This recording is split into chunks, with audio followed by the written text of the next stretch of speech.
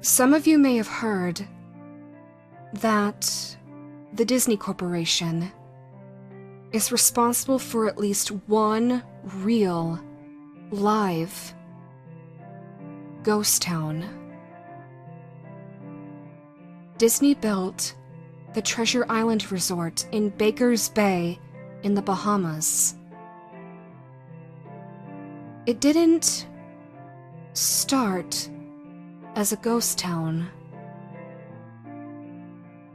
Disney's cruise ships would actually stop at the resort and leave tourists there to relax in luxury. This is a fact. Look it up if you don't believe me.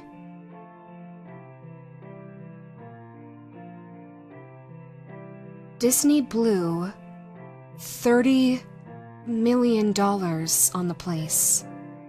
Yes, you heard me correctly. $30 million. Then, they abandoned it. Disney blamed the shallow waters, too shallow for their ships to safely operate. And there was even blame cast on the workers, saying that since they were from the Bahamas, they were too lazy to work a regular schedule. That's where the factual nature of their story ends. It wasn't because of sand, and it obviously wasn't because foreigners are lazy. Both are convenient excuses. No, I sincerely doubt that those reasons were legitimate. Why don't I buy the official story? Simple. Because of Mowgli's palace. Near the beachside city of Emerald Isle in North Carolina, Disney began construction of Mowgli's palace in the late 1990s. The concept was a jungle-themed resort with a large, you guessed it, palace in the center of the whole thing.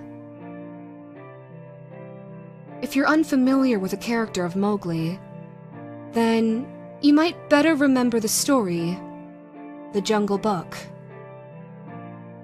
If you haven't seen it anywhere else, you'd know it as the Disney cartoon from decades past. Mowgli is an abandoned child in the jungle, essentially raised by animals and simultaneously threatened and pursued by other animals. Mowgli's palace was a controversial undertaking from the start.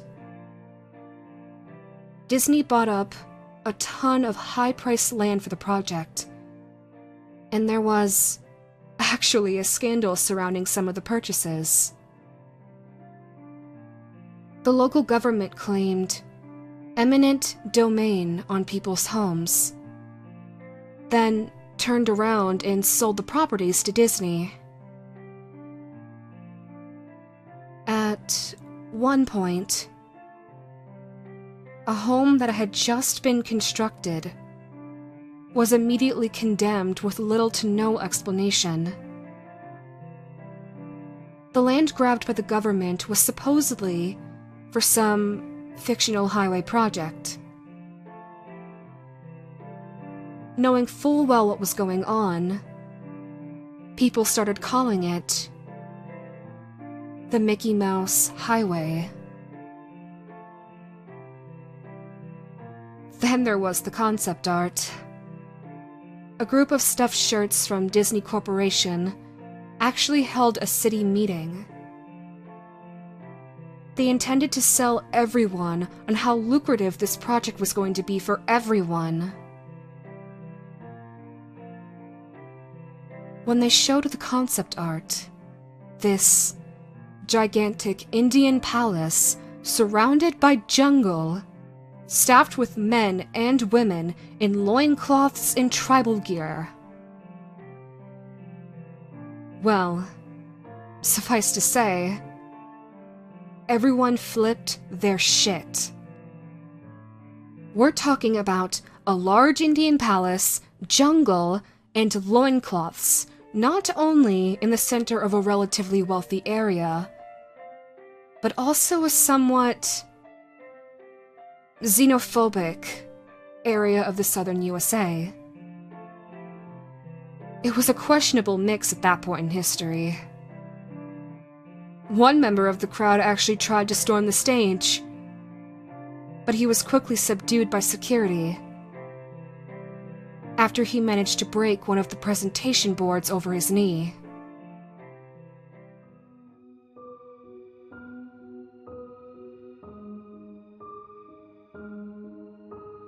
With that, Disney took that community and essentially broke it over its knee as well. The houses were razed, the land was cleared, and there wasn't a damn thing that anyone could say or do about it.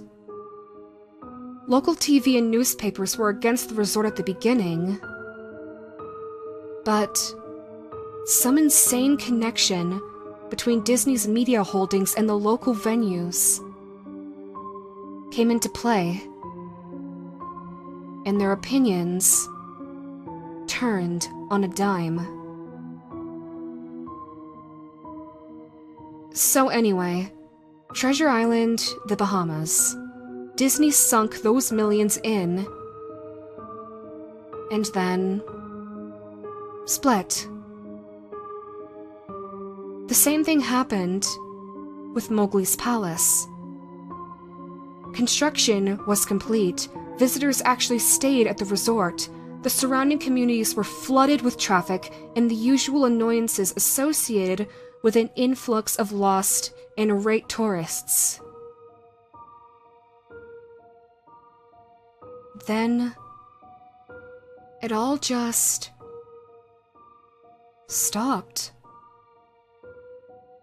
Disney shut it down, and nobody knew what the hell to think. But they were pretty happy about it. Disney's loss was pretty hilarious and wonderful to a large group of folks who didn't want this in the first place.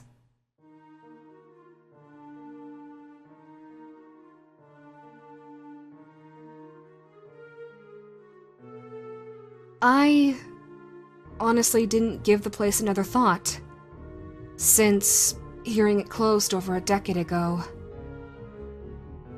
I live maybe 4 hours from Emerald Isle, so really I only heard the rumblings and didn't experience any of it firsthand.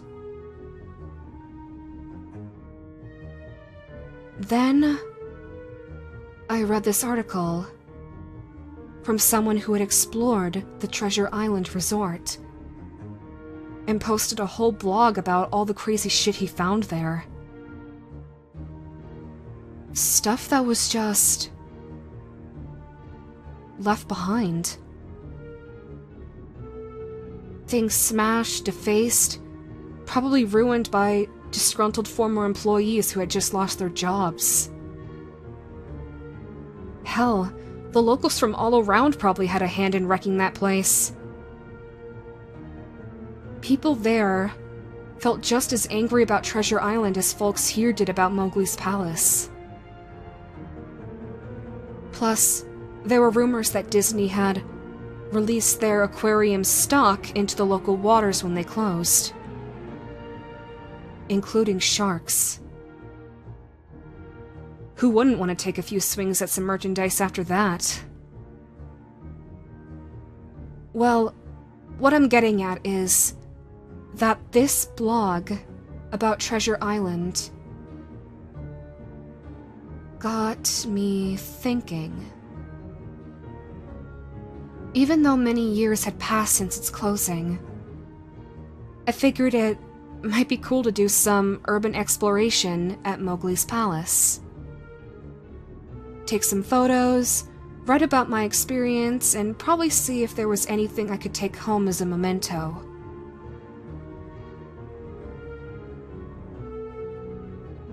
I'm not going to say I wasted no time in getting there, because honestly, it took me another year after I first found that Treasure Island article to finally get around to going up to Emerald Isle. But over the course of that year, I did a lot of research on the Palace Resort. Or rather, I tried to. Naturally, no official Disney website or resource had made any mention of the place. That had been scrubbed clean. Even odder, however, was that nobody before myself had apparently thought to blog about the place or even post a photo. None of the local TV stations or newspaper sites had one word about the place. Though that was to be expected since they had all swung Disney's way. They wouldn't be out there lauding their embarrassment, you know?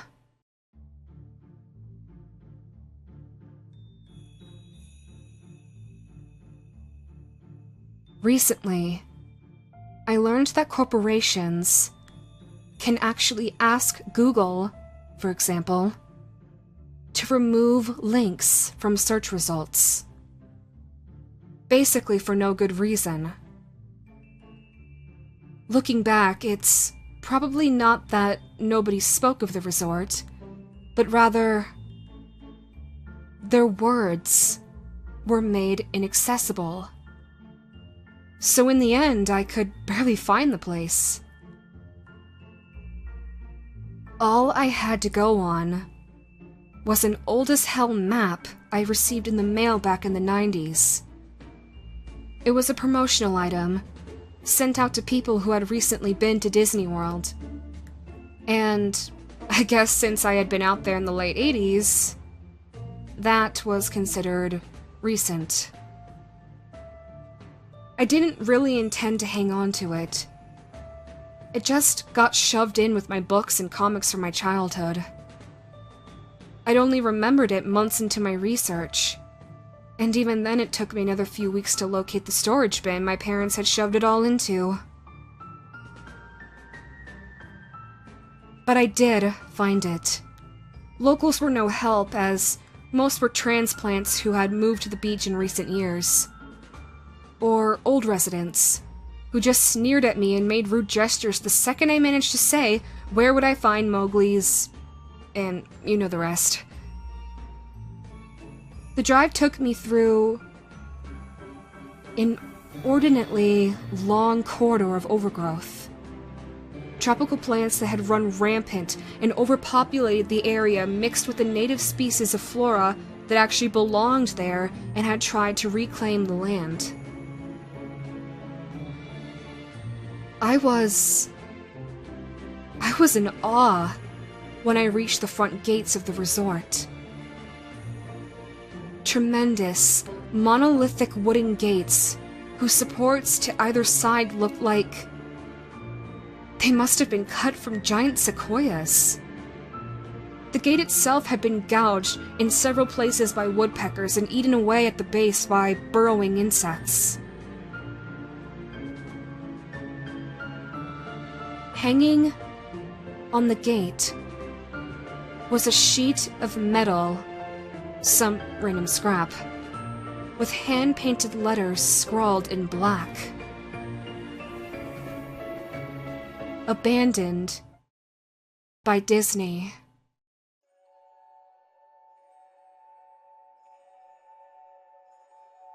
Clearly, the handiwork of some past local or an employee who wanted to make some small protest.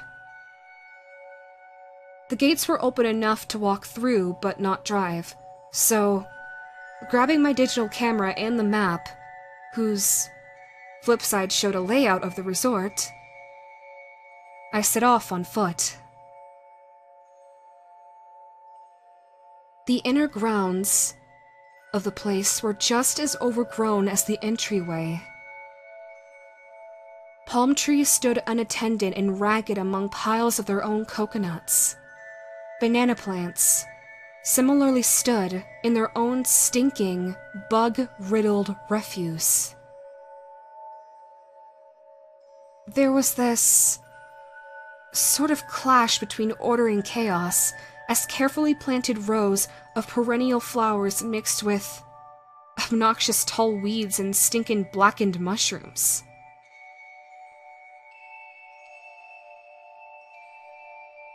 All that remained of any outdoor structures were broken, rotting wood and various charred bits of unidentifiable material. What was most likely an information booth or maybe an outdoor bar was now simply a pile of assorted debris chopped up by past vandalism and ravaged by the weather.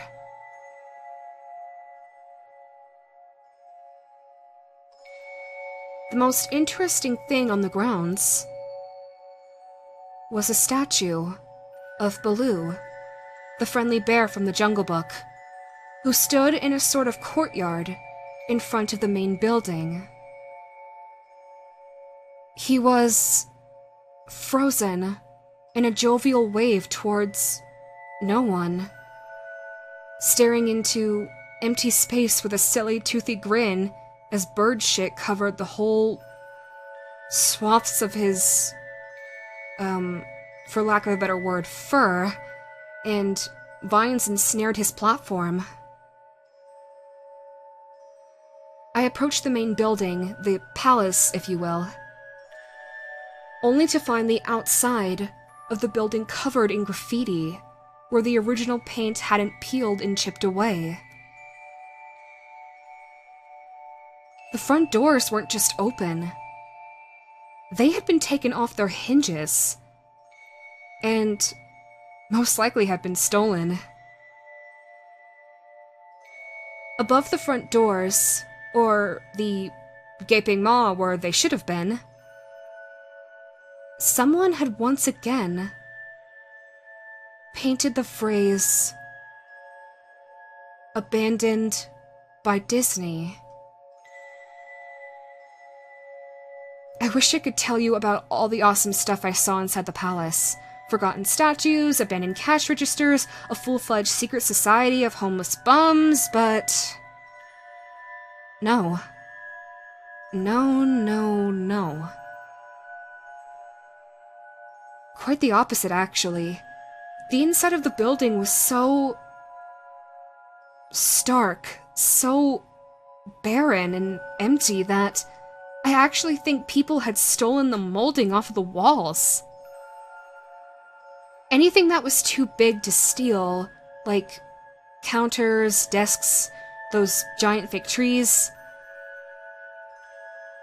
they were all resting amid this empty echo chamber that amplified my every step like a slow rat-a-tat-tat of a machine gun. I checked the floor plan and headed to all the different locations that might seem, in a way, interesting.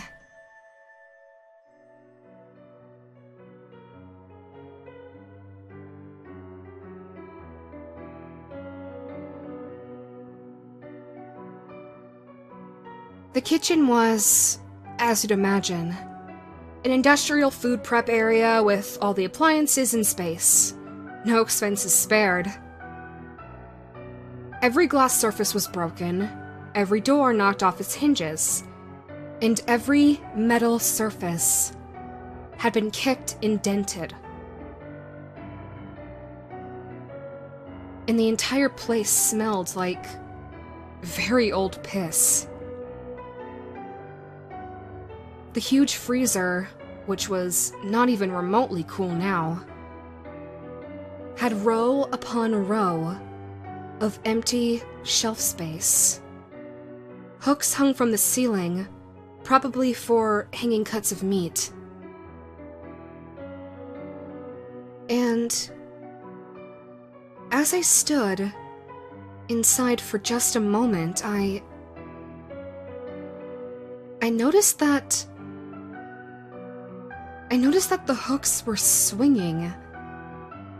Each hook swung in a random direction, but their movements were so slow and small that it was almost impossible to see. I figured that it had been caused by my footsteps, so I stopped one from swinging by clutching it in my fist, then carefully letting it go.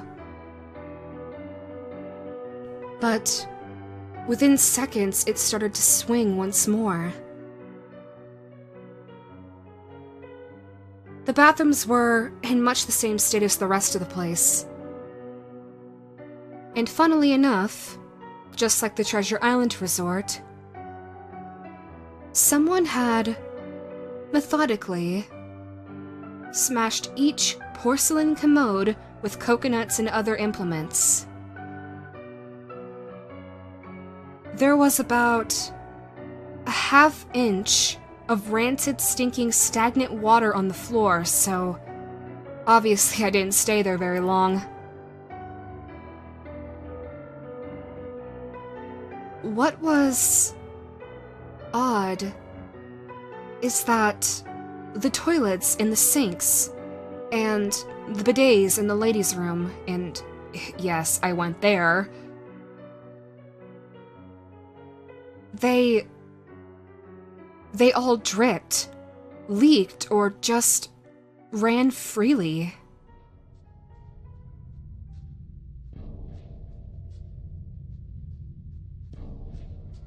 That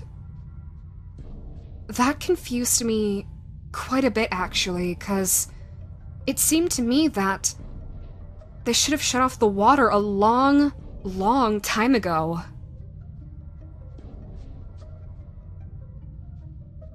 There were plenty of rooms in the resort, but naturally, I didn't have time to look through all of them.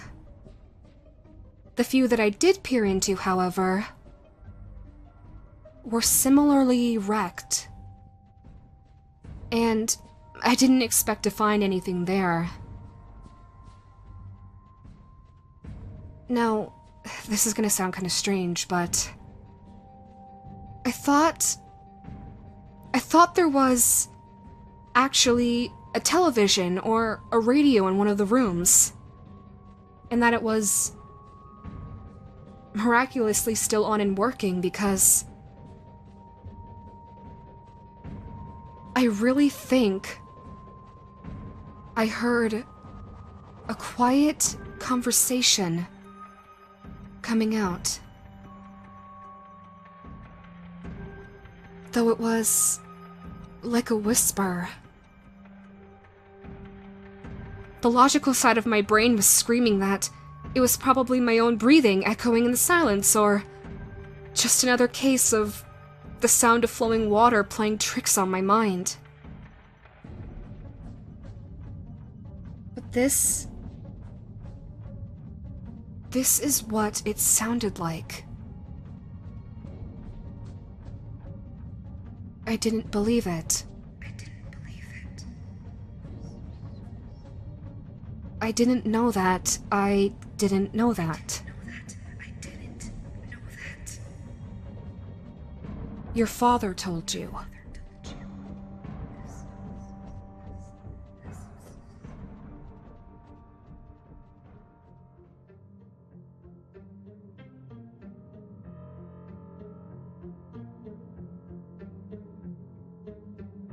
I know, that sounds ridiculous, but I'm just telling you what I experienced, or why I thought there might have been something running in that room. Or worse, some vagrants who had holed up in there and probably would have knifed me.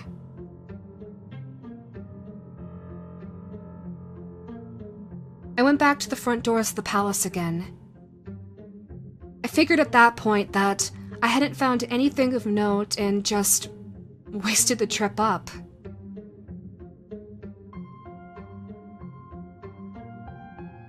As I looked out the door, I noticed something interesting in the courtyard that I had apparently missed. Something that would at least give me one thing to show for all my trouble, even if it was just a photograph.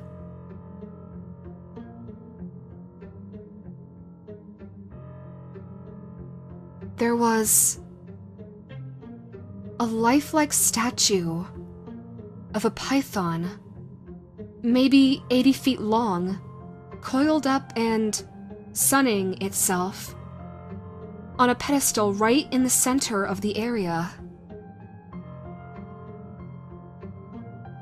It was almost time for the sun to start setting, so the light fell onto the object in the most perfect way for a photograph. I approached the python and snapped a photo, then stood on my toes and snapped another. I moved closer again to get the detail of its face.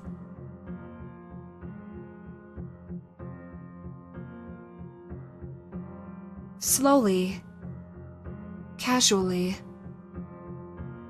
the python lifted its head, looked directly into my eyes, and turned and slithered off the pedestal, across the grass and into the trees. All 80 feet of it. Its head long disappeared into the woods before its tail even left the sunning spot. Disney had released all their exotic animals onto the grounds. Right there, on my floor plan map, was the reptile house. I should have known. I read about the sharks at Treasure Isle, and I should have known they'd done this. I was dumbfounded, just utterly stupefied. My mouth must have been hanging open for the longest time before I came back down to earth and snapped it shut.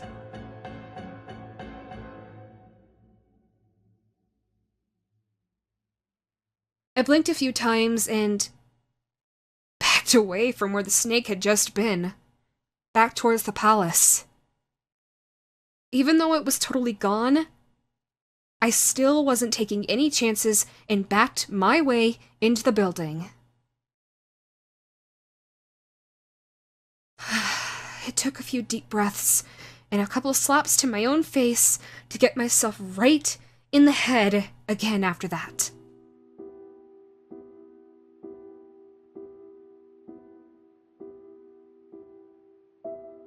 I looked for a place to sit down, as my legs were feeling a bit like jelly at this point. Of course, there was no place to sit down unless I wanted to recline in the broken glass and dead leaf carpet, or haul myself onto a desk of questionable reliability. I had seen some stairs near the palace's lobby and decided to go have a seat there until I felt better. The staircase was far enough away from the front of the building to be relatively clean, save for a startling accumulation of dust. I pulled a wedge of metal off the wall, once again painted with the "Abandoned by Disney" motto I'd become accustomed to. I placed the wedge on the stairs and sat on it, to at least somewhat keep my backside clean. The stairway led downward, below ground level. Using my camera flash as a sort of improvised flashlight, I could see that the staircase ended in a metal mesh door with a padlock. A sign on the door, a real sign, read, "Mascots only, thank you." This perked up my spirits a little bit, for 2 reasons. 1, a mascots only area would definitely have some interesting stuff from back in the day. And 2, the padlock was still in place. Nobody had gone down there. Not the vandals, not the looters, nobody. This was the one place I could actually explore and perhaps find something interesting to photograph or wantingly steal. I had come to the palace essentially agreeing with myself that it was okay to take anything I wanted because, well, hey, abandoned. It didn't take much to bust the lock. Well, okay, actually that's wrong. It didn't take much to bust the metal plate on the wall that the padlock was hooked to. Time and decay had done most of the work for me, and I was able to bend the metal plate just enough to pull the screws out of the wall. Something that nobody else had apparently thought of, or had been able to do at the time.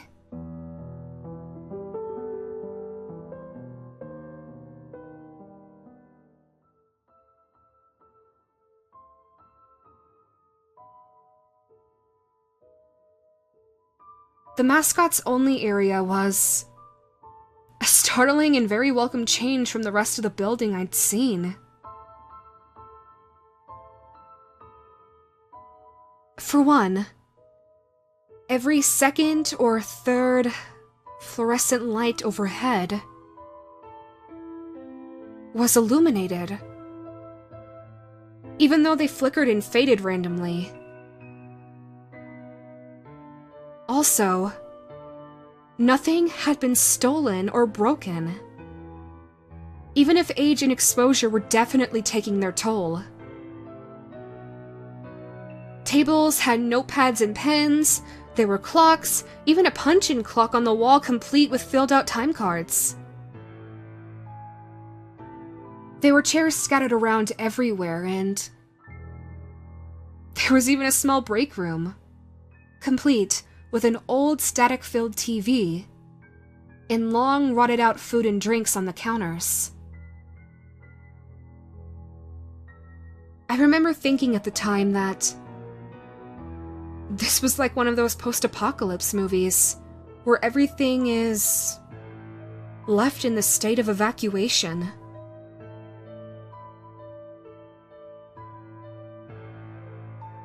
As I walked through the maze-like sub-basement hallways of the mascots-only area, the sights just became more and more interesting. As I went further, I saw desks and tables were knocked over, papers scattered and almost melded with the damp floor, and a large carpet of mold was slowly overtaking the real rotting crimson floor covering.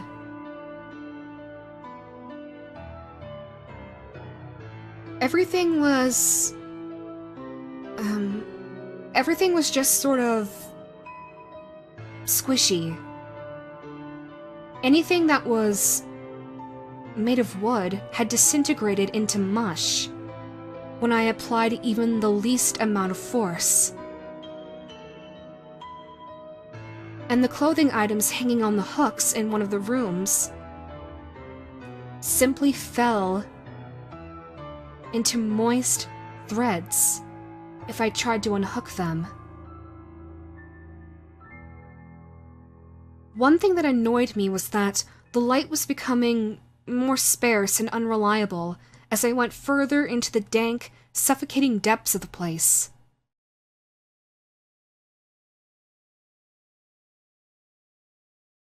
Eventually, I reached a black and yellow striped door, with the words Character Prep 1 stenciled on it. The door wouldn't open at first. I figured this was probably where the costumes were kept, and I definitely wanted a photograph of that twisted, stinking mess.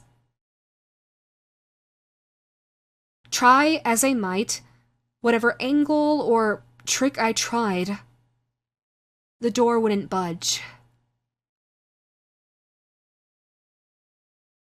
That is, however, until I gave up and started to walk away. That was when there was this... how do I put it? There was a slight popping sound. And then the door finally creaked open. Slowly.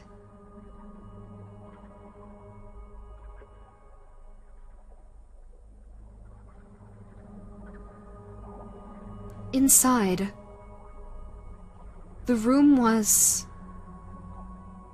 completely dark, pitch black. I used the camera flash to look for a light switch on the wall by the door, but there was nothing. As I made my search, I was jarred out of my sense of excitement by a loud electrical buzz. Rows of lights overhead suddenly flashed to life, flickering and fading in and out like the rest that I had passed. It took me a second for my eyes to adjust. And it seemed like the light was going to just keep getting brighter and brighter until the bulbs would explode. But just when I thought it would reach that critical stage, the lights dimmed a bit and steadied.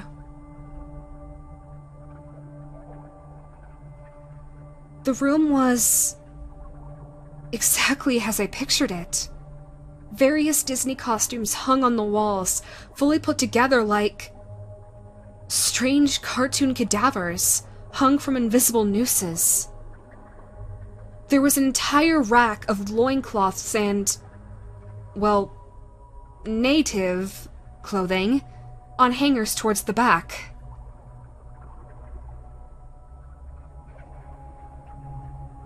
Although, what I found odd, and what I wanted to photograph right away, was a Mickey Mouse costume at the center of the room. Unlike the other costumes, this one was lying on its back in the center of the floor, reminding me of, well, a murder victim, almost. The fur on the costume was rotten and shedding, creating bare patches all over. What was even odder, however, was the coloring of the costume. It was like a photo negative of the actual Mickey Mouse. Black where the white should be, and white where the black should be. And his normally red overalls were now light blue. You get the picture. The sight was... well, it was off-putting enough that I actually put off photographing the thing until last.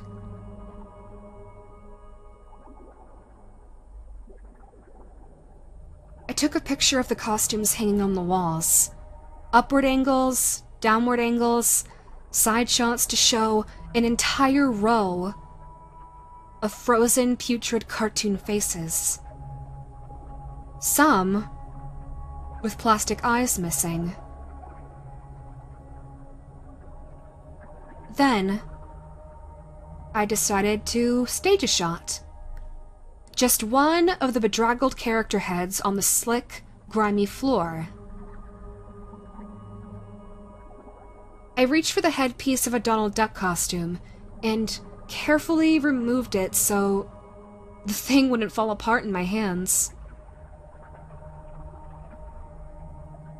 As I looked into the face of the wide-eyed, moldering head, a loud, clattering sound made me jump with fright.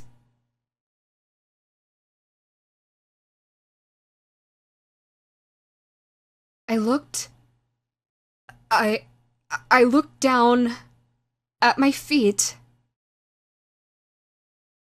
and there, between my shoes, was a human skull.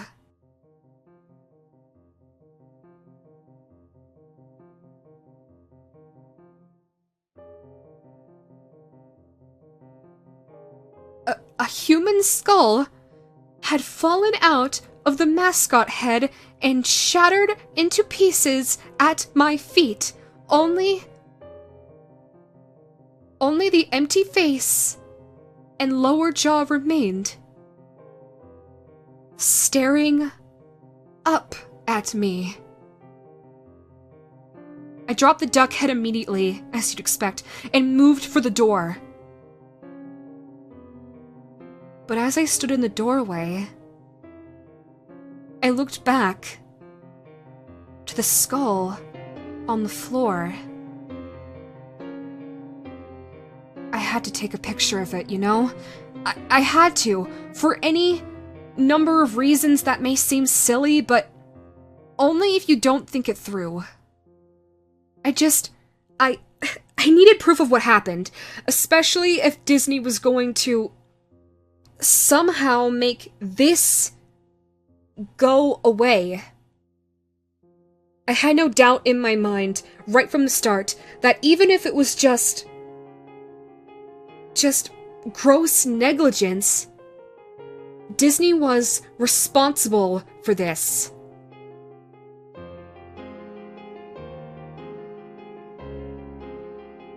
But that's when Mickey, that photo negative opposite Mickey in the middle of the floor, started to get up. First sitting up, then climbing to its feet. The Mickey Mouse costume, or whoever was inside of it, stood there at the center of the room. Its fake face just staring directly at me as I mumbled, no, no, no, no, no, no, no, no, no, no, no, no, no, no, no, no, no, no, no, over and over and over again.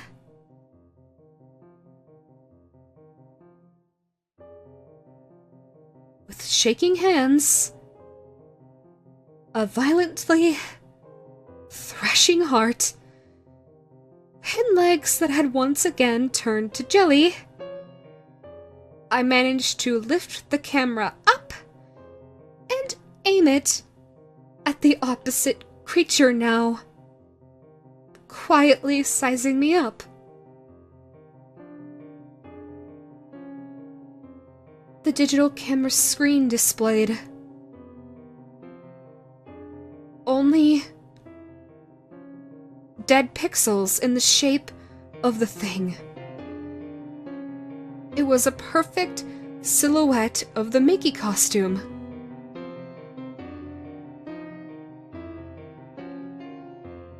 As the camera moved in my unsteady hands, the dead pixels spread, marring the screen wherever Mickey's outline moved to. Then, the camera died. It went blank and quiet and broken. I raised my eyes once again to the Mickey Mouse costume. Hey! It said, in a hushed, perverted, but perfectly executed Mickey Mouse voice. Wanna see my head come off?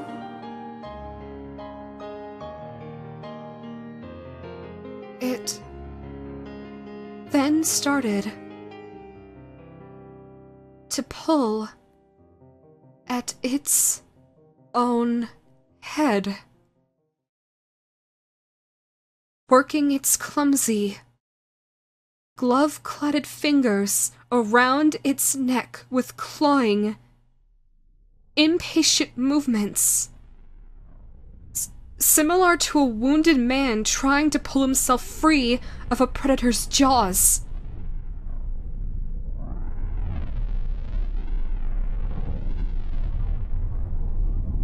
As it worked its digits into its neck. So much blood, so much blood, so much blood, so much blood, so much thick, chunky, yellow blood.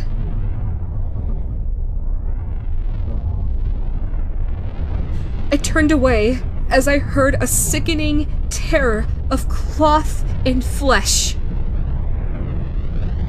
I only cared about getting away, but I stopped. Because above the doorway, out of the room, I saw the final message, clawed into the metal, with bones or fingernails, I don't know. But all it said was, abandoned by God.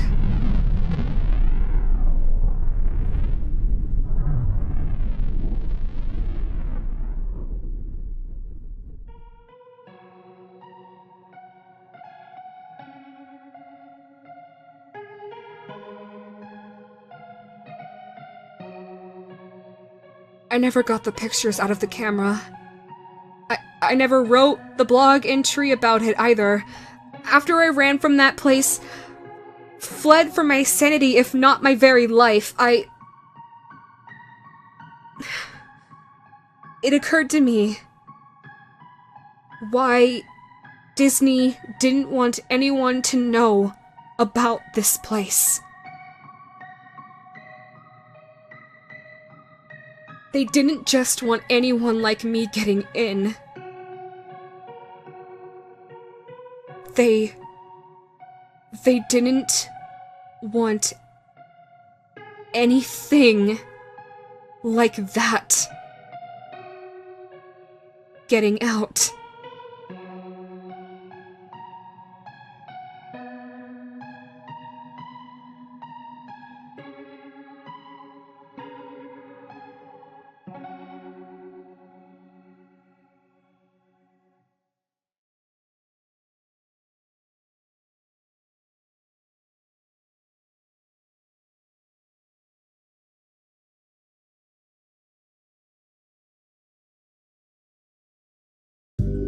Hello, my darlings.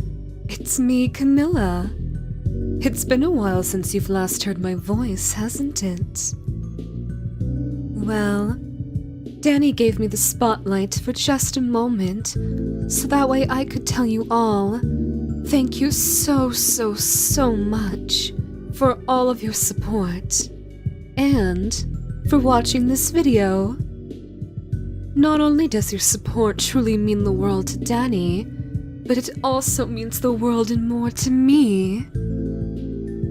And speaking of support, if you want to continue to support me and Danny and the rest of the faces of this channel, Danny just launched a brand new Patreon page. They've been actively posting content on there, ranging from behind the scenes looks to unreleased early access videos and audios, as well as some Patreon exclusive content too. $3 is not only for general support, but it also gets you access to the behind-the-scenes content, like work-in-progress pieces of scripts and thumbnails, as well as full uncut audio recordings chock full of Danny's, well, bloopers. And you also get to say in on various polls that they'll be putting up in the future, in regards to what videos they should work on next, what to post or upload next, what games they should stream next, etc. $6 gets you all the previous tier's benefits, but it also gets you a 4 to 7 day early access pass to all of Danny's finished thumbnail art, their completed original audio roleplays, as well as their creepypasta narrations. They've mentioned briefly to me that they won't be including audios using other people's scripts, like the ones they found on Reddit, for example. However, they did say that they would do it if they were given explicit permission by the scriptwriters first. And included in the $6 tier, Danny says that I can read your name aloud at the end of videos and audios, which I'm sure many of you would appreciate hearing my lovely voice give each of your names the spotlight they deserve. And lastly, $20 gets you all of the previous tier's special benefits, all including one very special catch. You also get access to all of Danny's Patreon exclusive content. These include audio roleplays, artwork, unreleased script ideas, and the like. Things that will never see the light of day anywhere but there. Please feel free to check out Danny's Patreon if you can. But if some of you can't afford to do Patreon, but would still like to support me and Danny and the rest of the channel with a friendly donation, we also have a Ko-Fi page. It may look barren now, but Danny's told me that she fully intends to make more use of it by winter, by opening up audio commissions. So keep your eyes open for when that particular announcement goes up.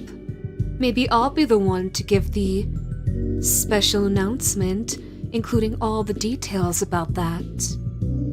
Links for both the Patreon and the Ko-Fi will be down in the description, but they'll also be available in Danny's YouTube page's About section, as well as their Linktree page.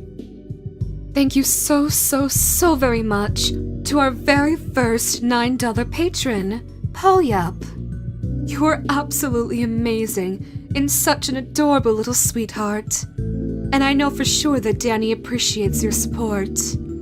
I know I most certainly appreciate your patronage, my dear. Anyways, thank you all so much for watching this video, and for watching this far ahead in the ending. We promise that there is more to come soon, everybody. We wish you all a wonderful day, afternoon, or night, wherever you all are in this big, beautiful world. I love you all so very much, my dearest, most precious little siblings of mine. And I hope to see you all again very soon. Bye-bye.